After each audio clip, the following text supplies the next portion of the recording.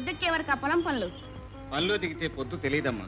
ఎంత పని అయితే మాత్రం వేళకు అన్నం తినకపోతే నీ ఆరోగ్యం ఏమవుతుందో ఆలోచించావా? రైతు ఆరోగ్యం పండే పంటను బట్టి గాని తినే తిండిని బట్టి ఉండదమ్మా. కనుకనే పచ్చడి మెతుకులు తినైనా బంజర్ను బంగారు భూమిగా మార్చి పసిడి పంటలు పండించగలుగుతున్నాడు రైతు. రైతుకు భూమి మీద ఎంత ప్రేమ ఉంటుందో తల్లికి బిడ్డ మీద కూడా అంతే ప్రేమ ఉంటుంది. పోదా భోజనానికి. అమ్మ కొడుకంటే ఎంత గారాబమో. ఇందాక నుంచి నేను ఎంత అడుగుతున్నా అన్నం పెట్టమంటే పెట్టలేదు గాని ఇప్పుడు వచ్చి నా అన్నయ్యని పిలిచి మరీ పెడుతోంది. ఏమ్మా చెల్లెమ్మకు ముందే వడ్డించిపోయావా? దాని అల్లరే గాని పెడితే మాత్రం నువ్వు రాకుండా తింటుందా? అన్నయ్య భోంచేద్దాం. ఏమిటి చందారావు గారు పొద్దున్నే పాదాల మీద పూలేస్తున్నారు? అబ్బాయి ఇవాళ చాలా మంచి రోజు, నీ నుంచి ఓ మాట తీసుకుందామని వచ్చాను. పాదాల మీద మల్లెపూలు ఏమిటయా, రేపు కాలం కలిసి వస్తే నెత్తి మీద బంగారం అభిషేకం చేయించేస్తాను. సంగతి ఏమిటో చెప్పండి. చొక్కారావు అధ్యక్ష, చదువు. సిరిపురం గ్రామ ఓటర్లైన సమస్తమైన వార్లకు ఇందు మూలంగా తెలియజేయడం ఏమనగా, స్వాతంత్ర సమర సింధు మన సిరిపురం ప్రజా బంధు శ్రీ శ్రీ చంద్రరావు గారు ఈసారైనా రాబోయే పంచాయతీ ఎన్నికల్లో కాబోయే ప్రెసిడెంట్ గా గుర్తించవలసిందిగా ఓటర్ మహాశైలను అర్థిస్తున్నాను. అర్థమైందా? అర్థం కాకే పాతపాటేగా ప్రతిసారి మీరు నిలబట్టడం వాళ్ళు ఒడగొట్టడం. అదే ఎందుకు అని అడుగుతున్నాను. అలనాడు రవి అస్తమించని బ్రిటిష్ సామ్రాజ్యాన్ని గడగళ్లాడించి వాళ్ళ కరగ తుపాకులకు గుండెలు ఎదురొడ్డిన మహావీరుణ్ణి నేను. గాంధీ గారి పిలుపు విని ఈ సిరిపురం గ్రామం నుంచి వెళ్లి స్వాతంత్ర సమరంలో పాల్గొని జైలుకెళ్లిన తొలి దేశభక్తుణ్ణి నేను. మొత్తం దేశానికి గాంధీ గారు స్వతంత్రాన్ని తీసుకొస్తే ఈ సిరిపురం గ్రామానికి నేను స్వతంత్రాన్ని తీసుకొచ్చాను. అలనాడు నేను జైల్లో బిగబెట్టిన ఊపిరి ఈనాడు గ్రామస్తులంతా పీలుస్తున్న గాలి. అలాంటి నన్ను ఎందుకు ఓడించినట్టు చెప్పు. నిజమైన స్వాతంత్ర యోధులు పీకిన రైలు పట్టాలు మీరు దొంగతనంగా అమ్ముకోబోయి పట్టుబడి జైలుకి వెళ్లారని ప్రజల నమ్మకం. వాళ్ళ అవివేకం, మూర్ఖత్వం. జైలుకి వెళ్ళినట్టు నా దగ్గర సర్టిఫికేట్ ఉందా బాయ్? కావాలంటే చూపిస్తాం. మీరు జైలుకి వెళ్ళలేదని వాళ్ళు అంటలేదే. దొంగతనం చేసి జైలుకి వెళ్ళి రాజకీయ బాధితుడిగా దొంగ సర్టిఫికెట్ పుట్టించి 5 ఎకరాలు కొట్టేశారని వాళ్ళు అంటున్నారు. చిచిచ్చి, ఈ గ్రామస్తుల్ని నేను క్షమించాలి తప్ప భగవంతుడు కూడా క్షమించలేడు. అబ్బాయ్, ఈ ఊళ్ళో యువతరానికి నువ్వు నాయకుడివి, నీ సహకారం నాకు కావాలి. మాటి ఇప్పుడు మాటిస్తే మాత్రం అప్పుడు నిలబడతానన్న నమ్మకం ఏమిటి? అమ్మమ్మ, నువ్వు నిలబడతావు. ఎంచేతంటే ఈ సిరిపురం గ్రామంలో శ్రీరామచంద్రుడికి ఉన్నంత హిస్టరీ ఉంది నీకు. నీ సవితల్లిని ఆవిడ సంతానాన్ని కూడా అసలు వాళ్ళకంటే ఎక్కువగా నెత్తిన పెట్టి పూజిస్తున్నావు. నువ్వు మాటిస్తే తప్పవు. మాటి. ఈ పొగడ్తలకేం గాని అవతల కాసులవి కూడా నిలబడతారంట. అదేమిటో చూడండి. ఏమిటి కాసులే? వడ్డీ వ్యాపారి. నా అంత హిస్టరీ ఉన్నవాడితో కాకి గూళ్ళు ఎక్కడున్నా పొడుచుకు తినే ఆ కాసులేగాడు పోటీ.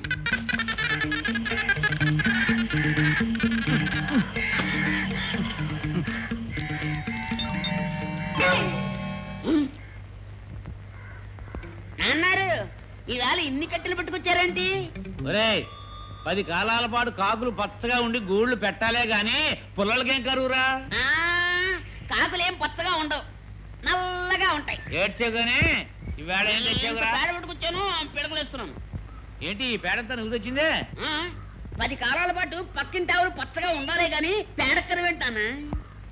ఏ రోయ్, నువ్వు కూడా మాటలు మరి నీ కొడుకునే కదా. నేర్చావురా? సరే గాని ఇదిగో ఆ పుల్లలు తగలబెట్టి వంట చేయి. ఏంటి మొత్తం నీ వేళ తగలబెట్టావు? 4 రోజులు రావాలి. ఒబ్బడిగా వాడు. ఒబ్బిడే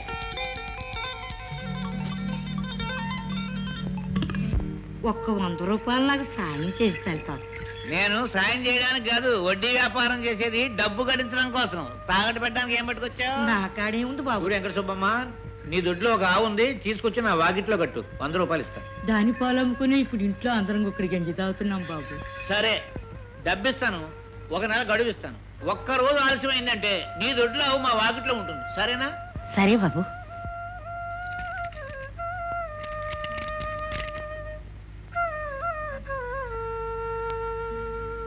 ఇదిగో 100. ఇదేంటి బాబు గారు, 80 కదండి. ఆ 20 వడ్డీ. అదేగా వ్యాపారం తల్లి. వెళ్ళు, వెళ్ళి నెలనాళ్ళ తర్వాత మళ్ళీ ఆవుతోరా. నాన్నారు ఇది అట్టు.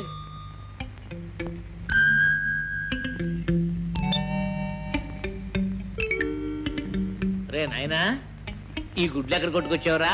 నే కొట్టుకొచ్చినవి కాదు, పొలం తీసుకొచ్చారు కదా, అందులో గుడ్లుంటే అట్టేశాను.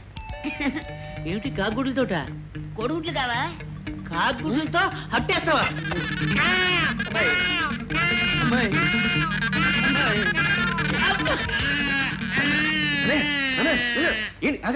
ఏంటన్నయ్య ఏం జరిగింది? కాకుగుడ్డు అట్టు తిన్నారు. అయితే ఇంకా కాకిగూళ్ళు పడగొట్టే అలవాటు మానలేదన్నమాట. సరేలే నువ్వెప్పుడు వచ్చావు? ఎప్పుడు వస్తే ఏంటి కానీ ఏమిటన్నయ్య అవస్థ? 4 కట్లు కొనుక్కుంటే పోయేది కదా.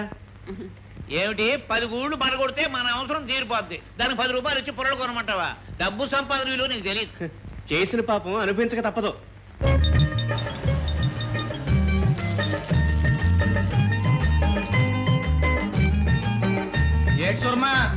రోజు రోజుకి మరి అట్లు పలచబడిపోతున్నాయి. అట్లు దారులు దారులు అలాగే మండిపోతున్నాయి. నీకు తెలవేటి అమ్మాయి రంగా డబ్బులు సరిగ్గా లెక్క తీసుకో అమ్మా. అలాగేనమ్మా.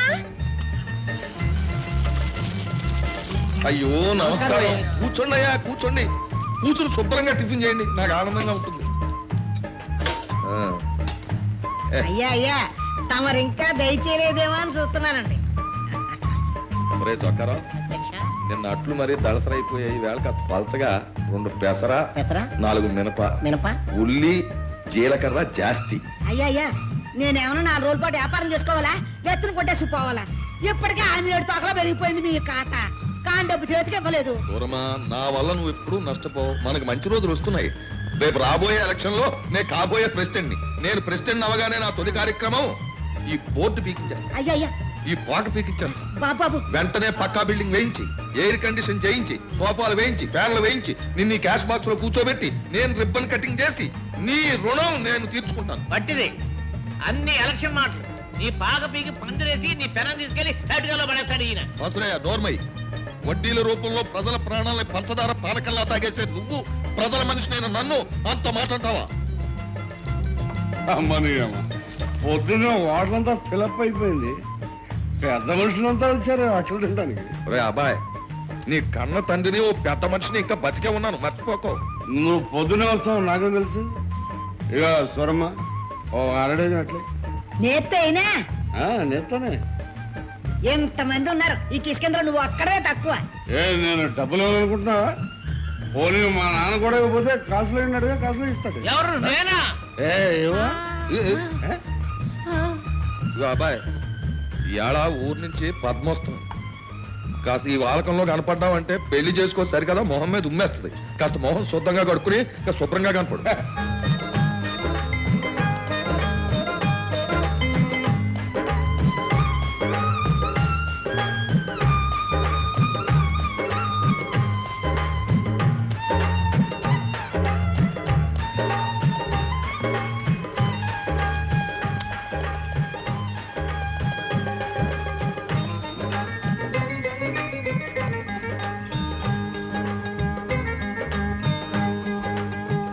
రవిబాబు తమరా ఉండండి, బండి వెనక్కి తీస్తాను. ఆగు వెంకయ్య, మన ఎందుకు వెనక్కెళ్ళాలి? మన గుర్రం మెళ్ళలో గంటలు మోగుతుంటే ఆయన చెవుల్లో చెట్లు మొల్చాయా వినకుండా బండి తోలుకు రావడానికి? ఆవిడ గారి గుర్రం మెళ్ళలో 1 గంట ఉంటే నా జోడెడ్లకి బోలెడని మొవలు గంటలు ఉన్నాయి. వెంకన్న, మరి ఆవిడ గారి చెవుల్లో బ్రహ్మజవులు మొలిచాయా? బాబు ఇద్దరు అయినాళ్ళు, మీ ఇద్దరికి ఏంటితా కదా, పోనీ మీరైనా వెనక్కి వెళ్ళండి. రే వెంకన్న, మన ఎద్దులకి వెనకడుగు వేసే అలవాటు లేదు. అమ్మాయి గారు అవసరమైతే ఈ రోడ్డునైనా కొంటాను గాని నా బండిని మాత్రం వెనక్కు తీను. రోడ్డును కొనగలమేమో కానీ నన్ను నా బండిని మాత్రం కొనలేవు. ఎంత ఉన్నదానివైనా ఆడదానివని వెనకాడవలసిన దానివని గుర్తుంచుకో. నాకే హాయిగా చద్దనం తిని వచ్చాను. రోజంతా ఇక్కడే పడుకుంటాను.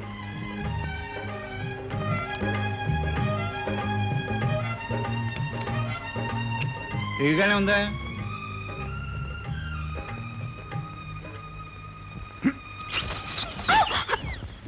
తహసీల్దార్ గారు మొహమాట పడుతున్నట్టున్నారు. వడ్డించబోయిన లడ్లు. చాలు చాలు చాలు. ఏమిటండి ధర్మారావు గారు, ఏదో కొత్త వాళ్ళని బలవంత పెడుతున్నట్టు పెడుతున్నారు. ఎప్పుడు వచ్చేవాళ్ళమే కదా. అలా అనకండి. ఎలక్షన్లు వచ్చినప్పుడే మనుషులకు విలువిచ్చే మహాబోట్ల తత్వం కాదు బావగారిది. ఈ గడపలో అడుగుపెట్టిన ఏ అతిథైనా సరే సుష్టుగా భోంచేయవలసిందే. అంతే కదా, ఆయన చేతికి ఎముక లేదు, ఇంటికి తలుపు లేదు. ఈ ఊరికి ఎవరు ఏ పని మీద వచ్చినా ఈ ఇంట్లో చేయి అడిగి వెళ్ళవలసిందే, అది రూలు. ఇలా మాట్లాడటం నీకు రూలే గానీ తృప్తిగా భోంచేయి. ఇదిగో వడ్డించిందంతా ఇక్కడే భోంచేయాలి, ఇంటికి పట్టుకెళ్ళడానికి వీల్లేదు. మరి మన సందా కార్యక్రమం భోజనాలు అయ్యాక. బాబు నువ్వు కూడా భోంచే. చెప్తాం. నానా నానా, ఏమిటమ్మా, ఏమిటా హడావుడి? ఓ పొగరుబోతు దారిలో బండాపి నన్ను అల్లరి చేశాడు. అమ్మని అమ్మ, నేనుండగా నా మరదల పిల్ల అవమానించి వాడు బతడమా? వాడెవడో చెప్పు పద్మ. వాడిని నిలువునా సీల్ చేసి మన పెళ్లి భోజనానికి పుల్లలుగా ఉపయోగిస్తాను. ఏమిటి మన పిల్ల? అవును, మన చిన్ననాడే మన పెద్దవాళ్ళు నిర్ణయించిన పెళ్లి. అన్ని అవహరించావు గానీ నువ్వు చేసి ఇచ్చిన పని ఏమిటి, ఇక్కడ రావటం ఏమిటి? చంద్రం, వస్తున్నా. వాడి అవతారం చూడు. ముందు వాడి ఇక్కడి నుంచి తీసుకెళ్ళు. ఒరే అబ్బాయి, ఏంట్రా ఇది? ఇంటికి మన వెళ్దాం, పద. పెళ్లి విషయం మాట్లాడదుగా. అలాగే మారుదాం పద. పదమా, మన ఇద్దరం ఏకాంతంగా మాట్లాడుకుందాం. ఈ ఖాళీ దేశానివే కాదండి, అందుకే 10 పట్టుకుపోతున్నా. అలాగే తీసుకెళ్ళు. ఇంతకీ ఎవరమ్మా పొగరబోతు? అదే నాన్న. మన రవిబాబాయ్ గారు. ఓహోహో, మన రవిబాబా. సరే సరే, నేను ఇంకా ఎవరు అనుకున్నాను.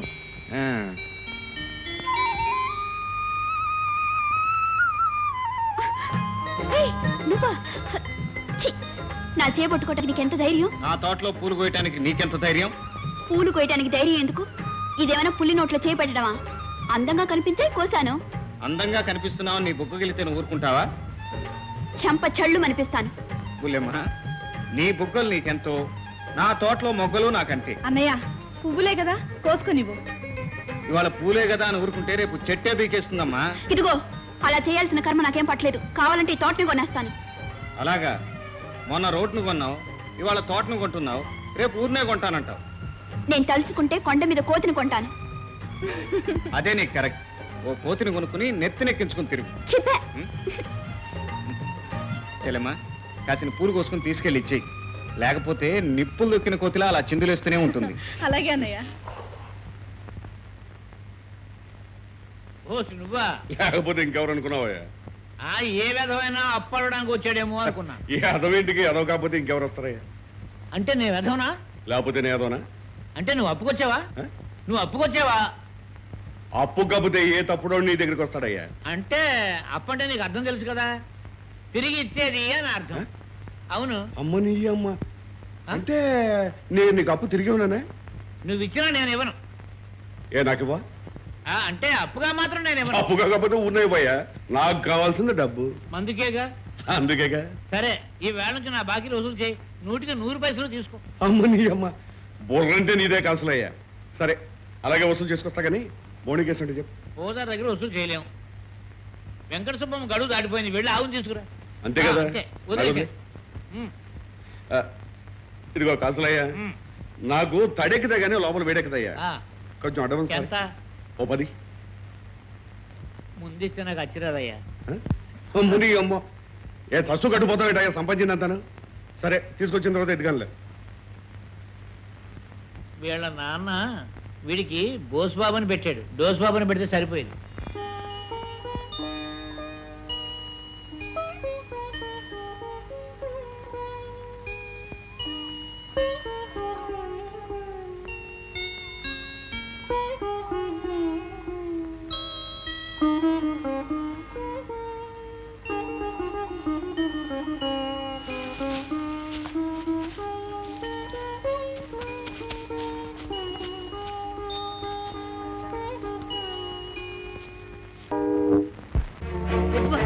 వద్దు బాబు, మీ కాళ్ళు పెట్టుకుంటాను.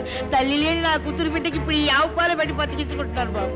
ఈ ఆవు లేకపోతే ఆ పసు బిడ్డ బతకదు బాబు. మీ కాళ్ళు పట్టుకుంటే బాబు, కొన్నాళ్ళు గడువు పెట్టు బాబు. ఆసులు ఇచ్చినా కూడా నేనే నా కమిషన్ బాబు, వద్దు బాబు. అరే, కార్యసాధకుడు అంటే నువ్వేనయ్యా? ఆనాడు భారతంలో గోగ్రహణం చేసుకొచ్చిన దుర్యోధనుడి తమ్ముళ్ళే కనబడుతున్నావయ్యా. అమ్మ నీ అమ్మ, ఏమిటయ్యా తెగపోడేస్తున్నావు? కమిషన్ కొడదామనే? అబ్బాయి అదేం కదా, జేబులో చిల్లరలేక. నేను మార్చుకొస్తాను ఇవ్వయ్యా. అమ్మో, నీకిస్తే మొత్తం మందు కింద మారిపోద్ది. ఏం కాసులయ్యా, ఆవు నమ్ముతున్నావా కొంటున్నావా? ఏ, నువ్వు కొంటావా? బేరం కుదిరితే కొంటాను. ఎంత? ఆయనకి 100 రూపాయలు గిట్టింది, ఇంకో 50 రూపాయలు ఎక్కువేసి ఇచ్చి తోలుకెళ్ళవయ్యా. నువ్వు నోరమివా? నీ కళ్ళు ఖరీదు తప్ప ఆవు ఖరీదు నీకేం తెలుసు? రవి, నువ్వు రైతు బిడ్డవే, నీకు చెప్పాల్సింది ఏమీ లేదు. ఒక 1000 రూపాయలు నా మొఖాన్ని కొట్టి ఆవును తొలుగుపో. అమ్మ నీ అమ్మ, గొప్ప బెరగాడివయ్యా నువ్వు. ఆవు ఖరీదు 1000 రూపాయలు అయితే నా కమిషన్ 100 రూపాయలు అవుద్ది. అది మార్చక్కర్లేదు. ఇదిగో, నువ్వు మధ్యలో ఏలెట్టుందని నీకు చెప్పానా? పక్కన తప్ప. ఇదిగో రవి, ఆవుతో పాటు దోండు కూడా తొలగిపోయి 1000 రూపాయలు నా మొఖాన్ని కొట్టు. అయితే 1000 రూపాయలకి తగ్గవన్నమాట. 1000 రూపాయలకు 1 రూపాయి కూడా తగ్గనయా? సరే, ఆ 1000 రూపాయలకి ఆవు నువ్వే తీసుకుని వెంకట సుబ్బమ్మ నీకు ఇవ్వాల్సిన అసలు వడ్డీ మినహాయించుకుని మిగతా డబ్బు ఆవిడకిచ్చేయి. ఏమిటి వెంకట సుబ్బమ్మని వెనకేసుకొచ్చావన్నమాట? కాదు, న్యాయాన్ని ముందుంచుకొచ్చాను. అమ్మని అమ్మ గొప్ప గొప్ప మాటలు చెప్తున్నావే. ఆయన చేసిన తప్పేమిటి? ఆయనకి భాగ్యం ఉందే, కట్టలేకపోతే ఆవును తోలు తెచ్చుకున్నాడు. తప్పేమిటి? ఎవరు మీరా? కాట్ల కుక్కల మధ్యలో నీ మురుగుడేమిటి? సుబ్బమ్మ, నీ ఆవు నువ్వు తోలుకెళ్ళు. ఆగు. ఏంట్రా ఆగేది? రేయ్, నన్నే తోస్తారా నువ్వు? నీ రక్తం సారాలాగా తాగుతాను రా.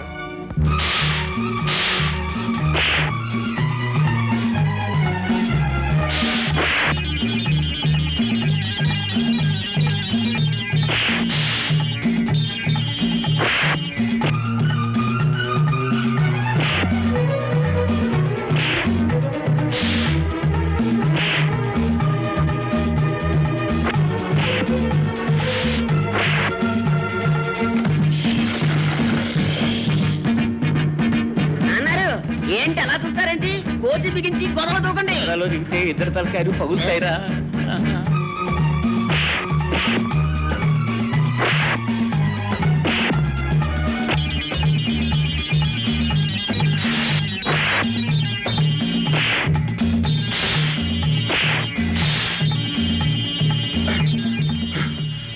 ఇప్పుడు కాదులే, మా నాన్న ప్రెసిడెంట్ అవునాయి అప్పుడు చెప్తాను ఈ పని.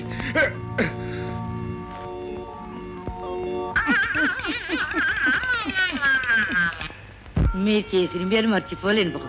దాందే ఉంది కానీ ఆవును తోలుకెళ్ళి వీలైనంత త్వరలో ఆ బాకీ తీర్చి. అలాగే బాబు. ఇలా పక్క పక్క నడుస్తూ సరదాగా మాట్లాడుకుని ఎంతకాలం అయింది. ఇలా మాట్లాడుకోవడం సరదాగా ఉన్నప్పుడు ఇక్కడే ఉండిపోవచ్చుగా. నాకు ఉండిపోవాలని ఉంది తులసి. మన భవిష్యత్తు బంగారం చేసుకోవాలంటే నేను వెళ్ళటం అవసరం. చదువు పూర్తి చేసుకుని ఉద్యోగం సంపాదించుకుని మన బ్రతుకును పండించుకుందాం. మీరు ఇంకా ఎన్నాళ్ళు ఉంటున్నారు? రేపే నా ప్రయాణం. రేపేనా? అవును, లేకపోతే మనం కన్న కలలన్నీ కలలైపోతాయి. వద్దు మోహన్, నా కోసం నీ చదువు పాడు చేసుకోవద్దు. కలిసే కాలం వచ్చినప్పుడే కలుద్దాం. అది ఎంతో దూరంలో లేదు. మోహన్. చెల్లెమ్మా, చెల్లెమ్మా, వస్తున్నానన్నయ్య. నీకోసం ఏం తెచ్చానో చెప్పుకో చూద్దాం. వస్తుంది పొలం నుంచి కాదు గనక పూలయ్యుండవు. మిఠాయి. మిఠాయి తినడానికి నువ్వేమన్నా చిన్న పాపాయవా? అయితే చీర ఏంటుంది? చీర కాదమ్మా. అబ్బా, ముత్యాల హారం ఎంత బాగుందో. ఇంత ఖరీదైన నెక్లెస్ ఇప్పుడు ఎందుకు బాబు? ఇవాళ కాకపోయినా రేపైనా చేయించాల్సిందే కదమ్మా. ఉన్నప్పుడే ఒకటొకటే అమర్చుకుంటే రేపు అన్నీ ఒకేసారి కొనే భారం తగ్గుతుంది. ఆ చెల్లెల్ని అత్తవారింటికి సగౌరవంగా పంపానన్న తృప్తి నాకుంటుంది. ఒకే తల్లి కడుపున పుట్టకపోయినా నీ చెల్లి గురించి నువ్వు ఇంతగా ఆలోచిస్తున్నావు. కానీ రక్తం పంచుకు పుట్టిన దానాన్ని దాన్ని గురించి ఒక్క ఉత్తరంలోనైనా రాయడు. అమ్మా, అంటే నువ్వు కూడా నన్ను దూరంగా చూడడం కాదు బాబు. వాడు అసలు ఇల్లు, తల్లి, అన్న, చెల్లి అన్న మాట మర్చిపోయాడని నా బాధ. తన గురించి తనే ఆలోచించుకునే స్థితి రానప్పుడు ఇతరుల గురించి ఎలా ఆలోచించగలమ్మా? అయినా ఇంటికి పెద్దవాడిని నేనుండగా వాడెందుకు ఆలోచించాలి? కష్టపడి ఇంజనీర్ అయ్యాడు. రేపో మాపో ఉద్యోగం వస్తుంది. ఆ తర్వాతే తమ్ముడు మనల్ని గురించి ఆలోచించేది, ఆలోచించగలిగేది. ఎంత ఆలోచించినా ఏం చేయాలో అర్థం కావట్లేదు. ఎంత ప్రయత్నించినా ప్రతి ఆఫీసులో నో వేకెన్సీ అన్నమాట. అయితే నేను కూడా నో వేకెన్సీ చెప్పే వరకు ఇలాగే తిరుగుతారన్నమాట. రేఖ, హాస్యాన్ని కూడా మాటలొద్దు. జీవితంలో ఏం పోగొట్టుకున్నా నిన్ను మాత్రం పోగొట్టుకోలేదు. నేను అంతేనని మీకు తెలుసుగా. కాకపోతే ఈ ఉద్యోగ ప్రయత్నంలో ఇంకా ఎన్నాళ్ళు మన పెళ్లికి వాయిదా వేస్తారు? వాయిదా వేడ నాకు మాత్రం సరదానా? కానీ మగవాడు తన కాలం మీద తను నిలబడగలిగినప్పుడే భర్త కాగలడు. పోనీ మా డాడీని అడిగి చూద్దాం. Hi baby. Hi daddy. నమస్కారం అండి. నమస్కారం. కూర్చో బాబు. నీ ఉద్యోగ ప్రయత్నం ఎంతవరకు వచ్చింది బాబు? చదవటం, క్లాసులు తెచ్చుకోవడం నా చేతుల్లో ఉందండి. కానీ ఉద్యోగం సంపాదించడం మాత్రం నా వల్ల కావట్లేదు. అందుకే మీ దగ్గర తీసుకొచ్చాను డాడీ. ఈ రోజుల్లో ఉద్యోగం స్త్రీ లక్షణం అన్నారు. మగవాడనేవాడు ఏదైనా వ్యాపారం చేసి విదేశాల దాకా పాకడానికి ప్రయత్నం చేయాలి. You are 100% correct dad. అందుకే హైదరాబాద్ లో నేను తవ్విస్తున్న గలిలో మైకా పడే వరకు పట్టుదల వదలకుండా ప్రయత్నిస్తున్నాను. విక్రమార్కుళ్ళానా? అంటే ఇంతవరకు అందులో పోసిన డబ్బు చాలక ఇంకా తవ్వించి డబ్బంతా మట్టిపాలు చేద్దాం. నో డాడీ, లాస్ట్ ఛాన్స్ గా 1 లక్ష శాంక్షన్ చేసేయండి. ఫైనల్ గా నా లక్ పరీక్షించుకుంటాను. ఆల్ రైట్, ఇదే లాస్ట్ అండ్ ఫైనల్. డాడీ, అలాగే సుధాకర్ కూడా తప్పకుండా ఏర్పాటు చేస్తానమ్మా. నువ్వు అడగటం నేను కాదంటావునా? Thank you sir. ఏ పద్మ, పద్మ, ఏంటి మా పొలం వైపు వెళ్తున్నావు? మా అన్నయ్య కోసమేనా? మీ అన్నయ్య ఏమైనా కృష్ణ పరమాత్ముడా రోజు వెళ్ళి దర్శనం చేసుకురావడానికి? మరి ఇలా ఇటెక్కడికి? మీ అన్న చెల్లెలు ఏమైనా ఈ దారిని కాంట్రాక్ట్ తీసుకున్నారా? అమ్మా, తప్పైపోయింది, క్షమించు. క్షమించాను గాని ఆ క్యారెల్ ఏముంది? గార్లు తింటావా? ఏం అక్కర్లేదు, మేము వండుకున్నాం. కావండి చూడు. అస్సరే గారెలు తీసుకుని పొలాల్లోకి వెళ్తున్నావేంటి? నేనా వనభోజనానికి? నువ్వే భోజనానికి వెళ్తున్నావో నాకు బాగా తెలుసులే. మా అన్నయ్య మాత్రం నువ్వు చేసిన గారెలు ఏం తిండు. తిండా? అలాగా, ఎందుకు తిండో నేను చూస్తాను. తినిపించడమే కాదు, నేను తెచ్చిన గారెలే చాలా బాగున్నాయని మీ అన్నయ్య చేత అనిపిస్తాను. పందెమా? పందెం. ఏది ఆ గారెలు? ఏయ్, ఏమిటి మళ్ళీ ఇటు వచ్చావు? పూలు ఏమన్నా కోసావా? ఏ కోస్తే ఏం చేస్తావు? ఏం చేస్తానా? పూలు పెట్టుకోవడానికి వీలు లేకుండా నీ జర కోసేస్తాను. సరే, ఏదో పెద్ద ఆవిడ అడిగింది కదా బాగుంటదని నీ కోసం మీ అమ్మగారు చేసిన గారెలు తీసుకొచ్చాను. నువ్వేమో అది కోస్తాను ఇది కోస్తాను అంటున్నావు. సరే పో. అరే ఆగాగు. మా అమ్మంత ప్రేమగా పంపిస్తే తిప్పి తీసుకెళ్తావా? నిన్నేమన్నా ఇటు? నేనే పెడతాను. సరే, మంచి ఆకలి మీద ఉన్నాను రాని. మీకు గారెలు అంటే చాలా ఇష్టమా? గార్లే కాదు, మా అమ్ముడిని నువ్వు ఏమైనా సరే ఇష్టమే. ఆహా, ఒక్కొక్క చేతి మహత్యం అనుకో. మా అమ్ముడిని గారెలు ఎంత రుచిగా ఉన్నాయో చూసావా? నువ్వు కూడా తిను. ఎందుకలా నవ్వుతావు? ఇప్పుడు మీరు తినేవి మీ అమ్మగారు చేసినవి కాదు, నేను చేసింది. ఇదిగో మీ అమ్మగారు చేసిన గారెలు. అదే ఏమిట్రా ఓ మాదిరిగా ఉన్నాయనుకున్నాను. ఇదన్నమాట అసలు కథ. ఓ చిట్టిగారులు.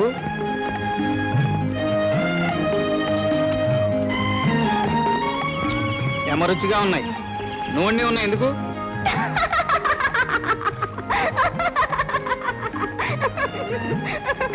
నాకు తిక్కరేగిందంటే ఈ గారెలాగా నిన్ను కూడా కసాపిస్తా నవిలి పారేస్తాను. చూసావా తులసి, పంతేలా నేనే గెలిచాను. పందెమా? అవునన్నయ్య, తను చేసిన గారెలే బాగున్నాయని నీతో అనిపిస్తానని నాతో పందెం కాసింది. ఇప్పుడు నువ్వేమో ఆవురు అని తింటూ తెగ మెచ్చేసుకుంటున్నావు. అయితే ఈ గారెలు ఈ మహాతల్లి చేసినవే. నా కూతుర్ని నీ కొడుక్కిచ్చి పెళ్లి చేయాలా? ఆ తాగుబోతు వెధవకి నా కూతుర్ని అడగడానికి నోరేలా వచ్చింది? అదేంటి బావా ఎంత చెడ్డ? వాడు నీ చెల్లెలు కొడుకు. తల్లి లేకపోబట్టే కదా వాడు అల్లరి వేధవా చిల్లర వేధవా ఈ ఊళ్ళో తిరుగుతున్నాడు. వాడు కూడా మనసు పడుతున్నాడు. అమ్మాయి నా ఇంటి కోడలుగా వస్తే వాడు కూడా మంచిగా మారి ఓ మనిషి అవుతాడని ఒక ఆశ. ఆశ ఆశ ఉండటం సహజమే. తోడ పుట్టిందాన్ని కట్టబెట్టి అది ఎంత సుఖపడిందో కళ్ళని చూశాక ఇక కన్నబెట్ట గొంతు కూడా కొయ్యలేను. కాదు, కొంచెం ఆలోచించు. గాంధీ గారు మొహం చూసి చెబుతున్నాను, రోజుని ఒక్కలాగే ఉండిపోవు. ఈవేళ ఉత్తర ఓటర్గా ఉన్నవాడు రేపు సర్పంచ్ అవుతాడు, సర్పంచ్ సమితి ప్రెసిడెంట్ అవుతాడు. అయ్యే రోజు తిరగబడితే ఆ సమితి ప్రెసిడెంట్ గారు కనీసం ఓటర్ కూడా కాదు, ఓటర్ లిస్ట్ లో పేరు ఉండదు. సర్లేవయ్యా, ఉపన్యాసం నువ్వు వెళ్ళి ఒకరికి వెళ్ళవయ్యా. నీకు వెళ్తాను, కానీ కొంచెం ఆలోచించు. చాలా ఆలోచించి చెప్పాను, పొమ్మంటున్నాగా. సరే వెళ్తాను, ఆలోచించు.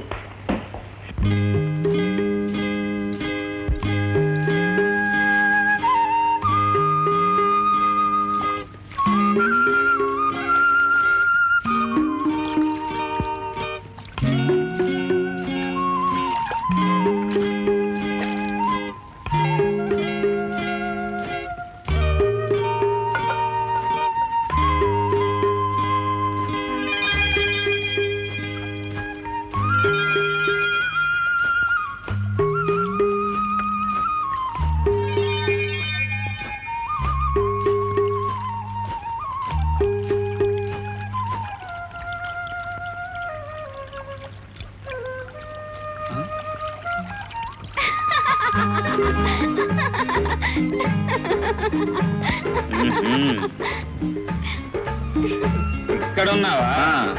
ఏమిటి బుల్లోడా, ఆకలిగా ఉందా? అవును బుల్లెమ్మ, ఇప్పుడు దాకా కడుపుకే ఆకలైంది. ఇప్పుడు నేను చూస్తుంటే కళ్ళకు కూడా ఆకలవుతోంది. మరింకే, అలా చూస్తూనే కడుపు నింపుకో. నేను ఈ క్యారీ ఖాళీ చేస్తాను. సంతోషించగానే కిందకు దిగు, ఇద్దరం కలిసి తిందాం. నేను దిగను, కావాలంటే నువ్వే ఎక్కు. ఎలా దిగో చూస్తాను. దిగో.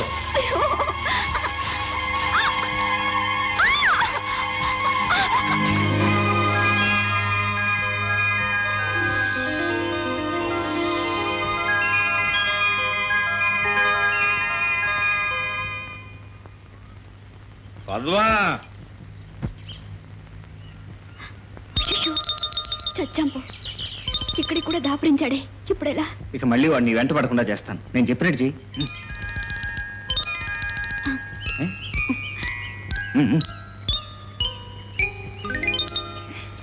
పద్మా, అమ్మని అమ్మ కళ్ళు పాకు వదిలి ఇలా పొలాల మీద పడ్డావేటి బావా? అమ్మని అమ్మ నా అలవాటు నీకు కూడా అయిపోయిందే. ఇదిగో పద్మ, నీతో మన పెళ్లి విషయం తెలుసుకుందామని వచ్చాను. నువ్వు నన్ను పెళ్లి చేసుకుంటే ఈ తాగుడు గీగుడు మానేసి సంసారం అయిపోతాను. లేదంటావా ఇలాగే తాగి తాగి నీ మీద బెంగతో దేవదాస్ చచ్చిపోయినట్టు చచ్చిపోతాను. అయ్యో అదేమిటి బావా అలా అంటావు? నీ మాట నేను ఎప్పుడైనా కాదన్నానా? కానీ నా మీద నీకు నిజంగా ప్రేమ ఉందా, లేక ఒట్టి తాగుడు మాటలేనా? అమ్మని అమ్మ ఏడు పద్మ, ఇంకా నా మీద నీకు నమ్మకం కలలేదా? నా మీద నీకు నమ్మకాలు కాలంటే ఏం చేయమంటావు చెప్పు. ఆ కొండ మీద దూకమంటే దూకుతాను, బండదాయి మెళ్ళ కట్టుకుని నూతులో దూకమంటే దూకుతాను. అబ్బా అవన్నీ ఏం అక్కర్లేదు, నువ్వు ఇక్కడే రాయిలాగా నిలబడాలి. ఏమిటి రాయిలాగా నిలబడాలా? అవును. పోనీ మధ్య మధ్యలో కాళ్ళు పెట్టినప్పుడు కూర్చున్నా నీకేం పర్వాలేదు కదా? అబ్బే పడుకున్నా అయితే పర్వాలేదు. పర్వాలేదు. చూడు బావా, ఈ చుట్టూ ఒక గిరి గీస్తాను, చీకటి పడేదాకా నువ్వు దాన్ని దాటకూడదు. ఏమిటి ఇంతేనా? అంతే. నాకు ఇంకా పెద్ద పరీక్ష పెడతాం అనుకున్నాను. నీ ఇష్టం చెట్టుకి తీసుకో, నేను ఇక్కడే ఉంటాను. నిజం? నిజం. సరే. ఈ గీత దాటకుండా ఉండలేనంట. బావా మాట మీద నిలబడతావు కదా? నీకు తెలియదు పద్మ, తాగిన వాడు ఎప్పుడూ నేల మీద నిలబడ్డావు, మాట మీదే నిలబడతాడు. ఆ, చూడు బావా, నన్ను దొంగలు వచ్చి దోచుకుపోయినా, పులొచ్చి ఎత్తుకెళ్ళినా. ఆ? నిన్ను పులెత్తుపోతుంటే ఈ వీరుని నేను చూస్తానుకుంటానా? అయ్యో బావా మాట వరుస కన్నాను బావా. సరే చూడు, నేను ఆడినా పాడినా కోతిలా ఎగిరినా నువ్వు ఈ గిరి దాటి బయటికి రాకూడదు. దీని లోపలే ఉండి నీ ఆటపాట ఆనందిస్తుంటాను పద్మ. చూడు బావా, ఈ పువ్వు చెవులో పెట్టుకుని ఆనందించు.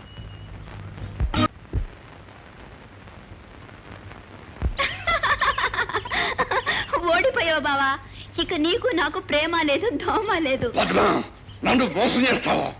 చూడు, వారం రోజులు తిరగకుండానే మా నాన్నతో చెప్పి నీ మెళ్ళో మూడు ముళ్ళు వేయకపోతే నా పేరు బోస్ బాబే కాదు. బోసా డోసా? డోసో బోసో నీకు తెలుస్తుందిలే, చూడు.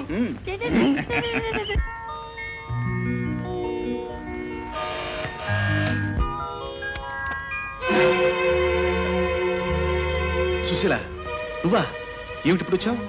ఏమీ లేదండి, నెల్లాళ్ళుగా మీకు విషయం చెప్పాలనుకుంటున్నాను, కానీ మీరు ఎక్కడికి వెళ్ళారో ఎప్పుడు వస్తారో తెలియక బాధపడ్డాను. బిజినెస్ మీద తిరుగుతున్నాను. ఇంతకేమిటి విషయం? అనాథనైన నన్ను ఆదరించి తాళి కట్టి మీ దాన్ని చేసుకున్నారు. ఆ విషయం కొన్నాళ్ళు రహస్యంగా దాచమన్నారు. ఆ రహస్యాన్ని అయితే కడుపులో దాచుకోగలిగాను, కానీ పెరుగుతున్న ఈ బిడ్డను ఎలా దాచేది? దాచడానికి ఇందులో తప్పే ఉంది? కావచ్చు, కానీ ఈ సంగతి బయటపడితే నేనుంటున్న హాస్టల్లో భర్త ఉండి కూడా పతితని అపవాద పడాల్సి వస్తుంది. చచ్చా, అంత మాట రానిస్తానా? రేపే నీ హాస్టల్కి వచ్చి నేను సగౌరవంగా తీసుకెళ్తాను. చూడు, లోపల ఇన్కమ్ ట్యాక్స్ తిరుగుతుంది. త్వరగా బయలుదేరు. మీ మీద నాకు నమ్మకం ఉందండి, వెళ్ళొస్తాను. వెళ్దాం పద.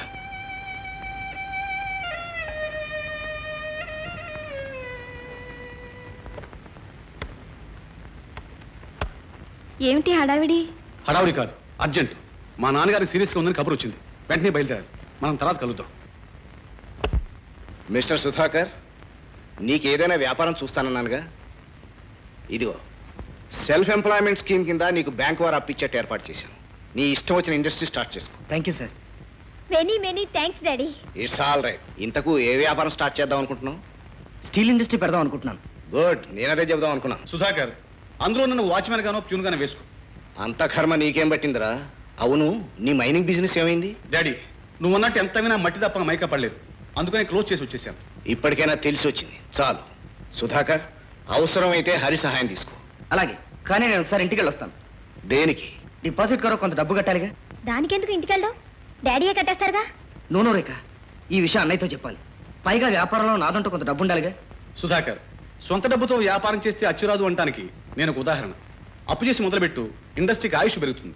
No no no, that's very bad. Sudhakar అన్నట్టు ఏ వ్యాపారంలోనైనా కొంత సొంత డబ్బు లేకపోతే శ్రద్ధా బాధ్యతలు ఉండవు. సుధాకర్, నువ్వు అనుకున్నట్టే కానీ. Thank you sir. నేను మీ ఊరికి వస్తాను. దేనికి? మీ ఊరిని మీ వాళ్ళని చూడడానికి. ఏ రాకూడదా? అబ్బే, రాకూడదని కాదు. కానుస్తావేంటి? పల్లెటూరు చూసి చాలలేదు. నేను వస్తాను. ఓకే.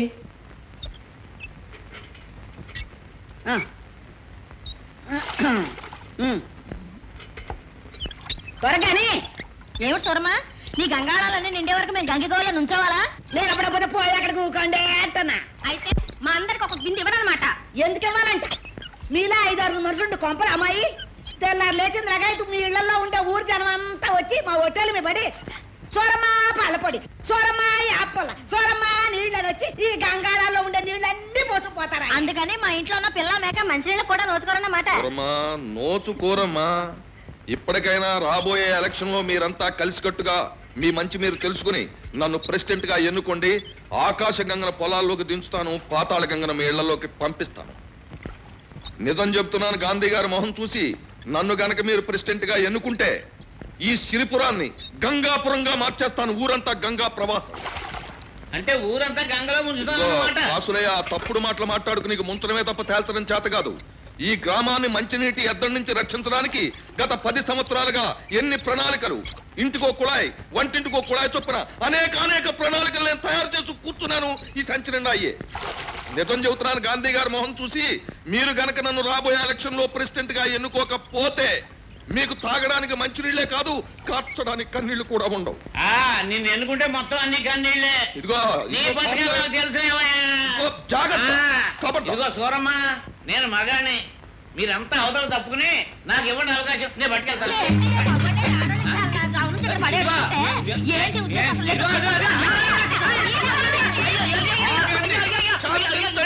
శాంతించండి, శాంతించండి. మీ ఆడవాళ్ళ విషయంలో గాంధీ గారి మొహం చూసి చెప్పే విషయం ఏమిటంటే, ఈ విషయంలో మీదే సబబు, మీదే న్యాయం, నా సపోర్ట్ మీకు ఉంటది కనుక మీ స్వేచ్ఛా స్వాతంత్రాలు సమైక్యంగా మీరు అతని మీద రుజువు చేసుకోండి.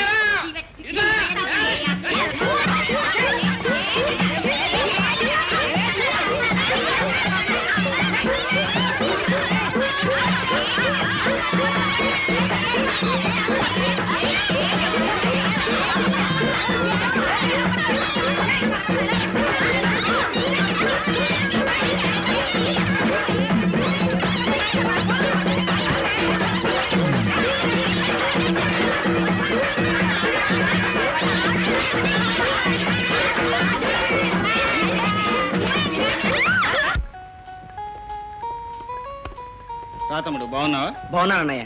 ఈ అమ్మాయి నా క్లాస్మేట్ రేఖ, ఆయన వాళ్ళ అన్నయ్య హరిబాబు. నమస్కారం. నమస్కారం అండి. బాబు, ఇదేనా రావడం? అవునమ్మా, హరి మా అమ్మ చెల్లి. నమస్కారం అండి. సరదాగా మీ ఊరు చూడ్డానికి వచ్చాం. అంతేగాని మమ్మల్ని చూడడానికి కాదన్నమాట. సుధాకర్, మీ చెల్లి చాలా మెతకన్నావు. మాటగారే. స్నేహితులతో వచ్చేటప్పుడు ముందుగానే ఉత్తరం రాయకూడదు. అనుకోకుండా బయలుదేరమ్మా. ఎలా బయలుదేరితేనే? మంచి సమయానికి వచ్చారు.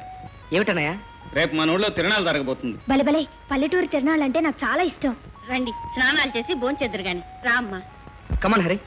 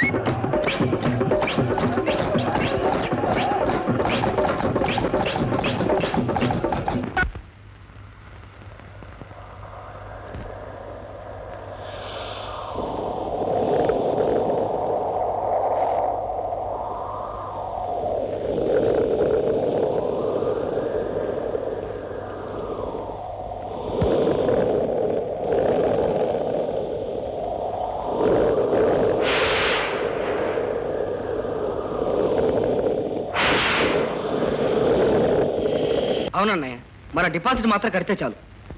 ఇంతకాలం నీ చదువులకే డబ్బంతా ఖర్చు పెట్టాడు. ఇంకా వ్యాపారానికి ఎక్కడ తెచ్చిస్తాడు? పైగా ఈ శ్రావణ మాసంలో చెల్లెలు పెళ్లి చేయాలనుకుంటున్నాడు. చెల్లి పెళ్లి కుదిరినప్పుడు ఆలోచించవచ్చమ్మా, కానీ డబ్బు కట్టపోతే నేను నిరుద్యోగంగా కాళ్ళు ఇడ్చుకుంటూ తిరగాల్సిందే. అదేం కాదండి, మా నాన్నగారే డిపాజిట్ కూడా కడతానంటే కాదు కూడదని మిమ్మల్ని వచ్చి ఇబ్బంది పెడుతున్నారు. ఆ తమ్ముడు వ్యాపారానికి డబ్బు ఇవ్వటం నాకు ఇబ్బంది ఏమిటమ్మా? పైగా నేనుండగా నా తమ్ముడికి ఎవరు డబ్బు సాయం అక్కర్లేదు. అలాగే సుధా, నువ్వు అడిగిన ట్యాప్ వేలు తీసుకెడుతూ గాని. చాలా థ్యాంక్స్ అన్నయ్య. Very good. అనుకున్న సాధించావు. ఇలాగే నీ వ్యాపారం కూడా బ్రహ్మాండంగా సాగుతుంది. అయితే రేపు పొద్దున్నే బయలుదేరుతాం. అలాగే. ఏమిటి నోరు తీపి చేస్తున్నావు? నీకు తీయని మాట చెప్దామని. ఏమిటో అది? నాకు సబ్ ఇన్స్పెక్టర్ సెలక్షన్ వచ్చింది. అదేనా? అదేమిటి, నేను సబ్ ఇన్స్పెక్టర్ కావడం నీకు ఇష్టం లేదా? నువ్వెంత గొప్పవాడివైనా నా వాడివి కావడం అన్నదే నాకు గొప్ప మోహన్. ఇంకా మన పెళ్లికి వాయిదా పడితే ఏమవుతుంది? మా నాన్న మాట నేను ఎలాగ విన్ను, మీ అన్నయ్య నీ మాట కాదండు. నిజమే, అన్నయ్యకి నేనంటే ఎంత ప్రేమో అన్నయ్య అంటే నాకు అంతే ప్రేమ. ఒకవేళ అన్నయ్య మరో సంబంధం తెస్తే ఎదురు చెప్పలేక ఏ నుయ్యో గొయ్యో చూసుకోవాల్సింది. అంత మాట నాకు తెలిసి నేను బ్రతికుండగా నిన్ను దూరం కానివ్వను.